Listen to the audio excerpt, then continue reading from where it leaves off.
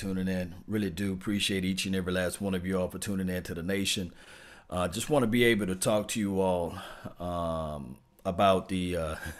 We just need to make it to the draft. I want to talk to you guys a little bit about the free agency picks that we picked up or what have you. The thing is, as Cowboy Nation, we don't need to worry too much about anything. I think that they filled up all of the holes that they needed to, especially in this particular draft coming around the corner. I think that they picked up the right pieces to help us out. Did we need help on the defensive front? Yes. Did we need somebody to help us out into the inside? Yes. I look at those things. Let me see if I can pause this right here. Appreciate you all, man. Thank those who are the late night owl like me, right? But I want to say this right here. There she go. There she go. Now it's up. Right. All right, there we go. Appreciate you all. I don't have the OBS system pulled all the way up, so really appreciate each and every last one of y'all. So the draft can't get here fast enough. Money make them all. Let me know. You guys give me a thumb up if you can hear me. Yes, 1984. Pat says, yes, you guys smash that like button. All right, this is the thing. In the morning, I will have the Dak Prescott film out, of his every throws, and we'll be doing the commentary over it, and I'll show you guys what it could possibly looking like next year. Number two, what I want to say is that I really think that the Cowboys made the right decision on whatever move that they made this offseason as it relates to free agency. We didn't play around week one. We had to target one guy, and it slipped through the cracks, and it was Earl Thomas. He didn't fall through the cracks for us, but we continue to look down our roster and say, okay, how we can improve our roster. And we did that with the defensive side of the ball. There's nobody in life can tell me that Christian Covington is going to be trash with us. There's nobody in life can tell me that the carrier Hyder is going to be trash with us. I really think that I trust Rob Marinelli. Let me know if you guys trust Rob Marinelli. I trust him. Anytime he make Antoine Barbecue Woods play the way he played last year, it's a plus. I think that he can still do that. Now, if Robert Quinn falls through, that would be cool. Everybody know deadline makes deals. That's the reality. Deadline makes deals. So the Dolphins, they may get a little greedy, but a 4th to a 5th round draft pick will work wonders for them, especially when they get around towards the draft time. They can say, you know what? Let's just go ahead and make this deal. We don't want to continue to pay this guy. So, as far as D-Law, I know that we are on the fence with D-Law paying D-Law the money. It's $20 million right now. He would still need the shoulder surgery done. That's what I've been preaching for the last few weeks and months about this shoulder deal. The thing is, it's going to take 3 to 4 months for that shoulder to repair, to be 100%. If I'm D-Law, we're going to have to figure out a way to get that shoulder fixed, regardless if he's going to play for the Cowboys or if he's going to sign a contract elsewhere. Cowboys are willing to put $20 million on the table. That's understandable. But D-Law's camp, he won't guarantee money. The $20 million don't light him up like it's supposed to, right? But I look at it from these parameters that hopefully down the line, Cowboy Nation, we can look at this thing and say, okay, let's just go ahead and pay the guy and move it on, or let's go ahead and trade the guy and move it on. Regardless of at the end of the day, most of you guys have been following this team before you even know who D-Law, before you knew he existed, right? So you're still going to follow this team whether or not he's on this team or if he's not. Now, the decision what Jerry Jones do with that's all on them. There's nothing that we can change about that. That's just their decision. I do know that we with the belief that, hey, you just go ahead and pay the man. He stepped it up. He signed the last year's franchise tag. Let's stay true to our words and let him sign this year's franchise tag. It don't work that way. It don't. It just don't work that way. Cowboy Nation, I wish it was able to work that way, but it don't. Strength in numbers. Yes, Ortiz. I believe the strength in numbers theory. I really do. We going to figure out in the draft, I think they're looking for their safety there.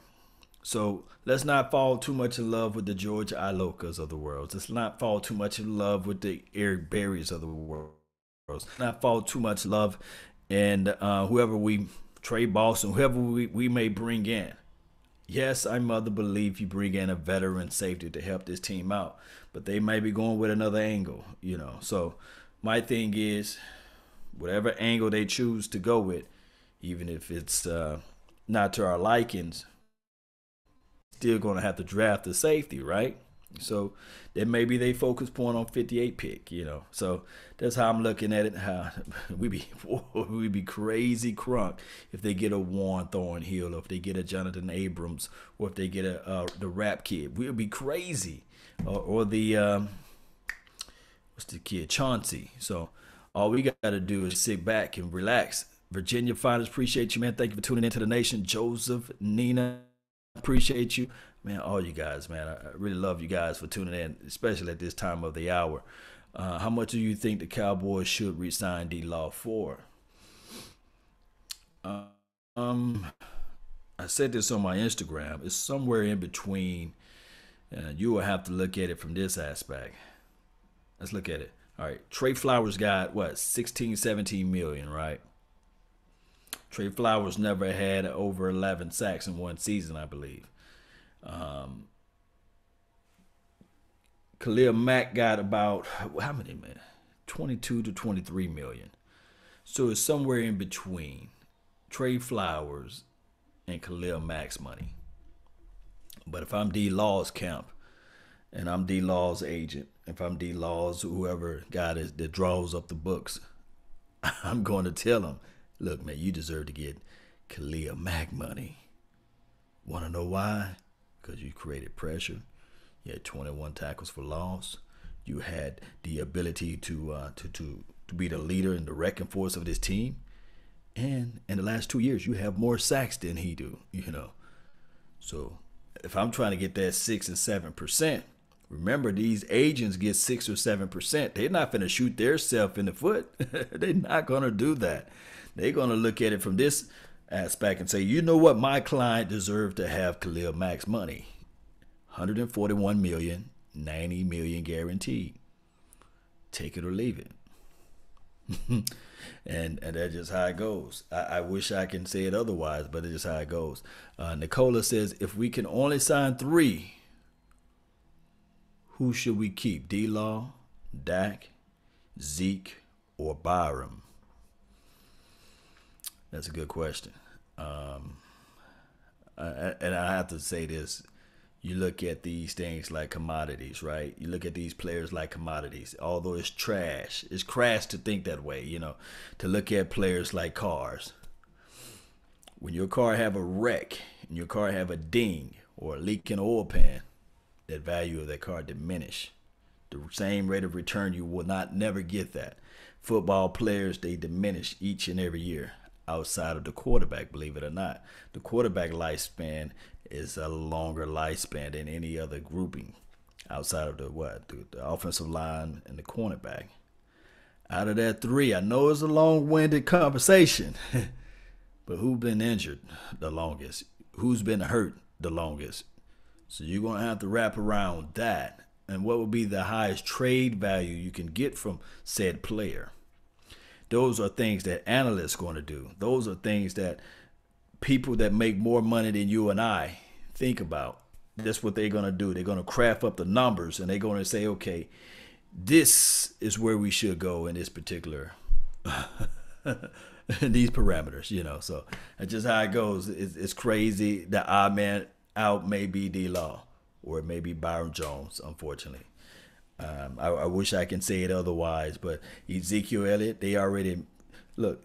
Stephen Jones already said we put money to the side for Ezekiel Elliott. Now I'm no fool. I know that this team is all about remuneration, making the most capitalization. Just like they going to Honolulu, they going to Hawaii to play football. Capitalization. This is a capitalistic society. Don't get it twisted, Cowboy Nation. They want that bag. And the reason why I'm saying that, who's the second most selling jersey on this team? I'll sit and wait. I don't think people are breaking doors down to get to number 90 D Law's jerseys. It's Ezekiel Elliott. Number 1 is Dak Prescott. And I think number 3 or number 4 is like Leighton Vander Esch. So they're going to think with their wallet more so than anything. I hate to say it, man, but the AAF, the championship game is right here at Ford Stadium. It's about money, guys, and I hate to say it, but that's just how it is. I wish I could lie to kick it with you all, but I can't. Isaiah Rodriguez says Taylor Rapp to the Cowboys would be nice. Ooh. He'll be just like this. He'll be groovy, man. It will. It would be nice. Trade Byram while you still can. The thing is, Byram had one good year. If he can just blossom this year and have 2 to match it up together, there may be some teams saying, you know what, we want him. But in order for it to get money off of Byram, you will have to tender him because this is his final year. So you will have to put a tender like a first or a second, round on him. And if he so happened to leave, then you can say, okay, well, I'm going to get this tender. Or I'm going to get this pick, I meant to say. All right. Thank you for the donation to help grow the nation, man. Munez. Appreciate you, man. He says Jalen. Yeah, Jalen next year. He's going to ball out this year. Everybody balls out their contract year. I won't be surprised if Dak Prescott balls out this year because this is his contract year. Yes, y'all listen to her. She says, everyone, don't forget to hit that like button. I really appreciate it. Hazel, yes. Z, one good year after the coaches put him out of his position where he did okay. Yeah. He did play better when you played Byram Jones as a corner opposed to safety. Yeah, we've been talking about that for a long time. Cowboys 12. He got, it looked like drinks emojis. Go pop out the champagne bottles and the Hennessy. Yes, indeed. So, guys, is it Cowboys 12? Byram, no picks, no good. Yeah, he can't get his head around to the ball and get to pick the ball off, but he's a damn good cornerback though. Teams rallied through the ball his way, so he was able to do those things which we all love. So getting to this draft, man. Think about the pickups that we did. We went and got Randall Cobb right before the draft. That's a slot inside guy. So I don't think they'd look for the 58 pick. The Cowboys pick up a slot guy. I don't think they would do that. All right, so then we look at the defensive front. We went and got some defensive front guys, right? I don't think that the Dallas Cowboys is going to go and draft a defensive front guy. So who is left out there? There's a slot. It was a scat back, backup running back. The Cowboys didn't bite into nobody bait on that. Let me see what we can do right here. Let me see if I can do this. All right, so hello. Let's see if I can do that, and we're back. Okay. All right, so they didn't make any changes in those parameters. Wide receiver, I don't think that they're gonna go out and draft the wide receiver with the first or the 58 pick or what have you. So if I'm a betting man, either they're gonna go with a safety with that 58 pick, or they're gonna move some stuff around with that offensive line. That's the only thing that I can see that's going to happen. Everything is kind of like funneling towards that way. Who else they might go get? We in desperate need probably to make this kicking core a little bit better. It might be a crazy year where they draft a kicker with the 5th or the 6th round draft pick. It could be quite possible. It may be. Cowboys do moves like that, right? So, I mean, it's just one of those things. Or it may be an undrafted guy. So they're going to bring in some competition in those departments too. If we could just make it to the draft and not judge this team before the draft, then we'll be okay. Because there's going to be another wave of free agency. We got $24 million now. 24. That's a lot of money. A lot of money, right? If we go ahead and we pay D-Laws $24 million left. If they work out a deal with Amari Cooper that extend and spread out some money for the rest of this team as well. So it could be quite possible that the Cowboys are going to sit back and wait till after the draft to pick up another veteran guy. Remember, there's going to be some veteran guys that we cannot see for right now. Is going to be released from a team, and there's going to be the veteran guy just chilling, hanging out, parlaying, right? And we will have some money to pick him up and say, oh, wow, I can't believe such and such cut this guy. And we can pick him up on the back end after the draft when they are a little bit cheaper. All right, so Cowboys 12 said we need a monster nose guard. Yeah, we do need a belly over the knees type of guy. I just don't think that the direction that they're picking in the free agency and what they're doing with this team, I don't think that they're going that direction unless they find out a way to trade some of these guys like the Taco Charltons of the world. Because you got the defensive tackle, Christian Covington. You got Antoine Barbecue Woods. You also have number 96. What's his name? 96 at the tip of my tongue. Collins. You got Malik Collins. So you got those guys. And then you got Tyron Crawford. Whether or not he's going to be suspended or not, he's still on his roster. And I just think that they're probably going to be like, he's a noble guy from Canada. I don't think that they're going to cut him or anything. He's been the team captain for a while on the defensive side of the ball. You got three nose tackles. Yeah. All right, Melvin, he says, and a shout out to Joseph, man. Really appreciate you. All right, and protection for Dak. This is from Hazel.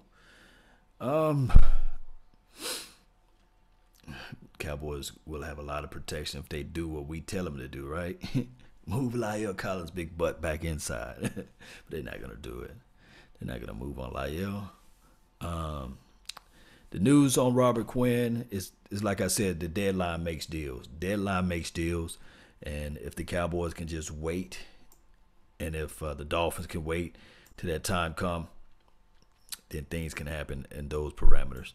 All right, so guys, I'm going to go ahead and shut this thing down. I really appreciate each and every last one of you all. I will be up bright and early in the morning. We'll do some live film session again. This is going to be Dak Prescott. It's going to be that New York Giants game. Somebody told me that Kellen Moore called that game. So what we're going to look at is progressions. We're going to look at his footwork, his mechanics, and seeing how he was able to hit these wide receivers and, quote unquote, could have been his best game all throughout 2018 season. So we're going to look at that film. We're going to see what he can improve on. We're going to see what he did well at. And then we're going to look at it from the 2019 perspective as well. And we're going to see how this team can be just better heading into that 2019, well, this season. Let me know, guys, how you guys feel about this video as well. And let me know how you feel about the draft and the free agency that's coming around the corner. Well, the free agency is now. Let me know how you guys feel about that. And I really appreciate each and every last one of you all. Thank you for the donations as well. And thank you guys for subscribing to this page.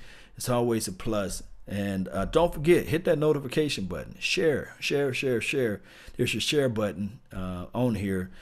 Just jump into the Discord, share it there, share it over to Twitter, share it to your friend, neighbor, and foe, and let them know where they can go to listen in to Cowboys content. That's been my time. I really thank you all for yours. And remember, you're listening to nothing but the best. Salute. I'm out. I'm going to get some rest.